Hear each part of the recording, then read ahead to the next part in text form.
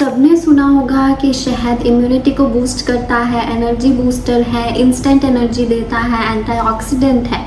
पर शहद को आयुर्वेद में बहुत अच्छी दवा माना गया है। स्पेशली बारिशों के मौसम में इसके बहुत सारे फायदे हैं।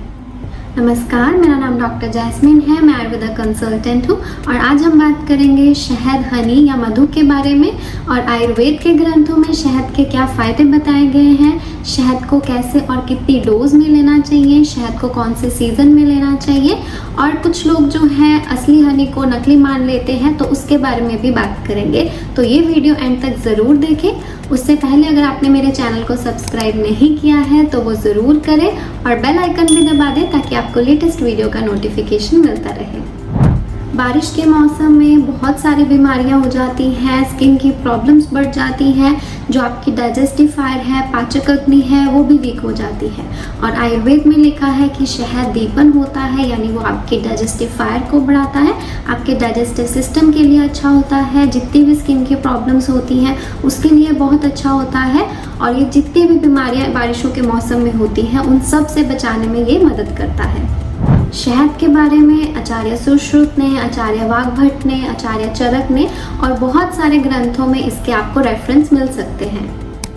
आयुर्वेद के ग्रंथों में लिखा है कि जो शहद है उसका टेस्ट मधुर होता है, मीठा होता है और हल्का सा कसैला होता है। शहद को रुक्ष माना गया है, यानी कि ये शरीर में ड्राइनेस लाता है, कफ दोष को कम करता है। शहद को लेखन कहा गया है, यानी कि ये स्क्रैपिंग करके शरीर से फैट को खुरच कर बाहर निकालता है और जो शरीर की चर्बी है उसको कम करता है। शहद तीनों दोषों पे काम करता है, वात, पित्त, कफ पे, और ये तीनों दोषों को बैलेंस करता है।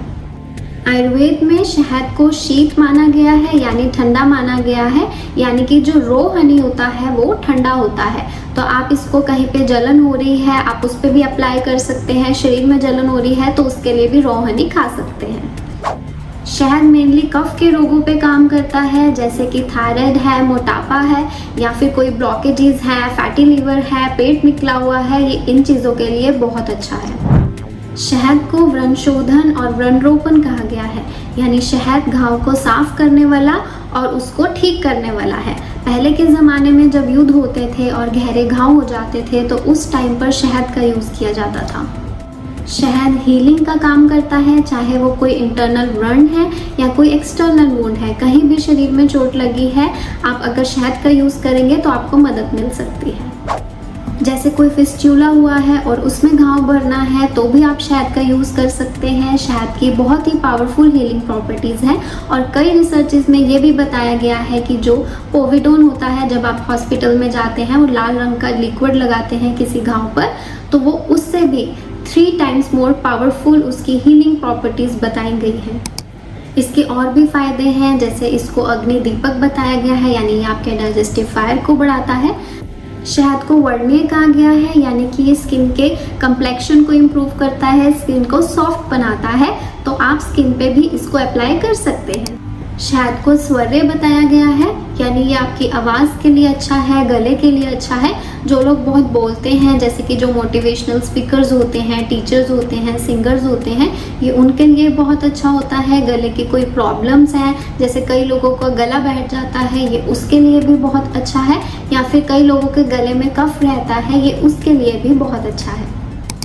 शहद हृदय है, यानी कि ये आपके हार्ट हेल्थ के लिए बहुत बेनिफिशियल है। ये वाजीकरण है, यानी ये आपके शुक्र धातु को भी बढ़ाता है, और ये संधान, यानी कि ये टूटे को जोड़ने वाला, और अगर कहीं फ्रैक्चर हुआ है तो ये आपको उसमें भी फायदा दे सकता है। शहद चक्षुषय है, यानी ये आपकी आंखों के लिए कमाल की मेडिसिन है।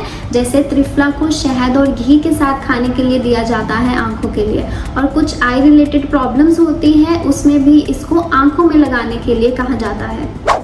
सूक्ष्म मार्ग अनुसारी, ये शरीर के सूक्ष्म यानी कि स्मॉल चैनल्स में एक सिंगल से सिंगल सेल तक जाता है, इसलिए आयुर्वेदिक मेडिसिन्स को शहद के साथ लेने के लिए कहा जाता है, ताकि उन मेडिसिन्स का आपकी बॉडी पर और भी अच्छे से असर हो सके। चरक में इसको योग वाही कहा गया है, यानी जिसको भी इसके साथ मिलाएंगे या किसी भी मेडिसिन के साथ इसको मिलाएंगे तो ये उसकी पावर को और भी बढ़ा देता है, ये कैटलिस्ट का काम करता है। हिक्का का श्वास, यानी कि आप इसको हिचकी में भी दे सकते हैं, सूखी खांसी है, कफ निकलता है, अस्थमा है, दमा है, सांस लेने में कोई तकलीफ रहती है, ब्रोंकाइटिस है या लंग से जुड़ी कोई भी प्रॉब्लम है, एलर्जी है, कंजेशन है, चेस्ट में कफ जमा रहता है, ये इन सब के लिए बहुत बेनिफिशियल है। लूज मोशंस हैं या फिर जी मचलाता है, वॉमिटिंग लगी हुई है या फिर बार बार प्यास लगती है, मुंह सूखता है, उसमें भी आप इसको ले सकते हैं। क्रीमी यानी कि वॉर्म्स, पेट में कीड़े हैं, स्पेशली बच्चों में कीड़े पड़ जाते हैं पेट में, आप उसमें भी इसको ले सकते हैं। विश यानी कि टॉक्सिन्स, शरीर में कुछ टॉक्सिन्स हैं, ये नेचुरल डिटॉक्स का भी काम करता है। प्रमेह में यानी कि यूरिनरी प्रॉब्लम्स हैं, बार बार यूरिन आता है, आप उसमें भी हनी को ले सकते हैं। या फिर डायबिटीज़ है, उसमें भी आप रॉ नेचुरल हनी ले सकते हैं। हनी के बहुत सारे बेनिफिट्स हैं, ये आपके बॉडी के सारे चैनल्स को क्लेंस करता है। कोई भी स्किन रिलेटेड प्रॉब्लम है, फंगल है, बैक्टीरियल है या फिर सोराइसिस है, एक्जिमा है, अर्टिकेरिया है, ये उसमें आपको बहुत बेनिफिट दे सकता है। ये आपके ब्लड को भी प्योरीफाई करता है। ये आपकी ब्रेन के लिए भी बहुत अच्छा है, दिमाग की शार्पनेस को बढ़ाता है, आपकी मेमोरी को भी इम्प्रूव करता है। कोई भी डाइजेस्टिव रिलेटेड इशू है, आपका पेट फूलता है, ब्लोटिंग रहती है, कॉन्स्टिपेशन रहती है, आप उसमें भी इसको ले सकते हैं। आप इसको कफ के रोगों में, वात के रोगों में और पित्त के रोगों में भी ले सकते हैं। जैसे कहीं पे जलन है, ब्लीडिंग हो रही है, नाक से खून निकलता है, कोई इंटरनल ब्लीडिंग है, उसमें भी आप इसको ले सकते हैं। पाइल्स में भी आप इसको ले सकते हैं। जैसे आयुर्वेदा में ऑयल पुलिंग के बारे में बताया हुआ है, यानी ऑयल को मुंह में रखकर कूला करना, वैसे ही हनी पुलिंग के बारे में भी बताया हुआ है। अगर मुंह में कहीं घाव है, चाहे वो छाले से हुए हैं या तंबाकू खाने से हुआ है या कैंसर से हुआ है या फिर मुंह में जलन रहती है, टॉन्सिल है या फिर कई बार जीभ के ऊपर लेयर बन जाती है, आप उसमें हनी पुलिंग कर सकते हैं। अब बात करते हैं कि शहद आप कितनी मात्रा में, कितनी डोज में ले सकते हैं। शहद कभी भी ज़्यादा नहीं लेना चाहिए क्योंकि इससे आपको इंडाइजेशन हो सकती है। आप इसको अल्प मात्रा में लें, आधा से 1 चम्मच दिन में 2 बार या 3 बार आप इसको ले सकते हैं। शहद को आप अकेले भी ले सकते हैं या किसी चूरन में मिलाकर भी ले सकते हैं, जैसे सीतोपल आदि चूरन में मिलाकर लिया जाता है, या किसी मेडिसिन के साथ भी ले सकते हैं, या फिर आप इसको पानी में भी मिलाकर ले सकते हैं। पर एक बात का ध्यान देना है कि इसको गर्म पानी में नहीं मिलाना है, या कोई भी गर्म चीज़ है, गर्म काढ़ा है, गर्म दूध है, उसमें आपने शहद को नहीं मिलाना है। जब वो नॉर्मल टेम्परेचर पे आ जाएगा या हल्का सा गुनगुना हो, तब आप शहद को उसमें डाल सकते हैं। किसी भी गर्म चीज़ के साथ या किसी भी गर्म चीज़ में डालकर शहद को नहीं लेना चाहिए। शहद को अगर गर्म करते हैं या फिर किसी गर्म चीज़ में डालते हैं तो वो टॉक्सिक हो जाता है। ऐसे हमें हनी को कंज्यूम नहीं करना चाहिए। शहद को गर्मियों में, ग्रीष्म ऋतु में या शरद ऋतु में नहीं लेना चाहिए, या कोई धूप से भी आया हुआ है तो उसको भी शहद नहीं लेना चाहिए, या फिर किसी को गर्मी लगी हुई है तो भी शहद नहीं लेना चाहिए। शहद को आप बारिशों के मौसम में ले सकते हैं, आपको बहुत फ़ायदा मिलेगा, और वसंत ऋतु में भी आप इसको कंज्यूम कर सकते हैं।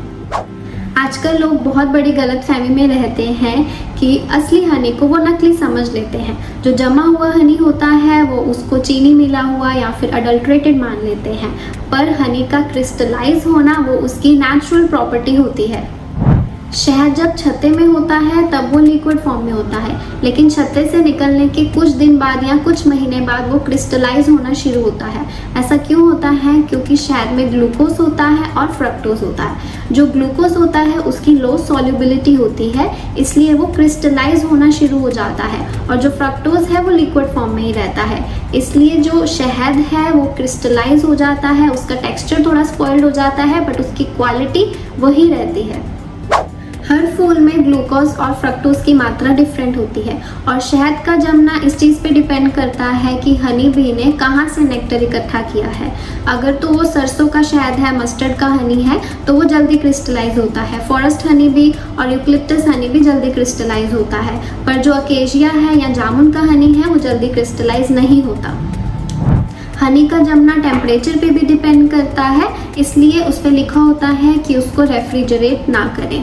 तो अगर आपका शहद किसी कारण जम गया है तो आप उसको धूप में रख दें, या फिर शहद की बोतल को वार्म वाटर में, गुनगुने पानी में रख दें, गर्म पानी में नहीं, वार्म वाटर में, जिसका टेम्परेचर 40 या 45 डिग्री हो, उससे ज़्यादा ना हो, उसमें रख देंगे तो जो शहद के कण हैं वो बिखर जाएंगे। अगर आपको ये वीडियो अच्छा लगा तो इसको लाइक, कमेंट, शेयर और चैनल को सब्सक्राइब ज़रूर कीजिए और इन बारिशों के मौसम में शहद ज़रूर खाएं।